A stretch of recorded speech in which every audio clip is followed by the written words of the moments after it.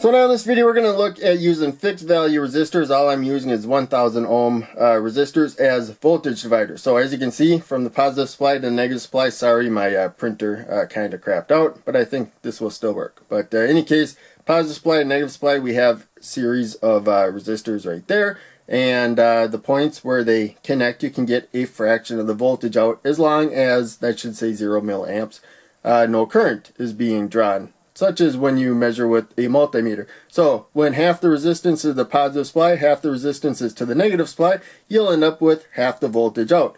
Out of 12 volts, you'll get 6 volts.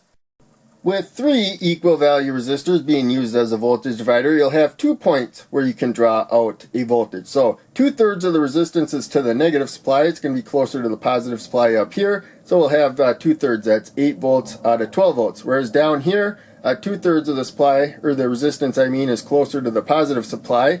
So the voltage is going to be closer to ground, 0 volts. So we have 4 volts at that point, 1/3 of the supply voltage. And as always, you should get out the multimeter and take the voltage measurements to see for yourself. So we got 12 volts. It's a little shy because we're losing a little voltage along the way. There's other resistances on the board dropping a little bit of the voltage, but there you can see with the 3 resistors there, we got 4 volts at the lower point there, and we got 8 volts at the higher point. Whereas over here, we have 6 volts, so half of the supply voltage. So 1/3, 2/3, and half, as we mentioned before. And over here I added the basic formula again. The printer crapped out for some reason, but that's R1 plus R2. Here's a formula based on this circuit here. We have the voltage coming in.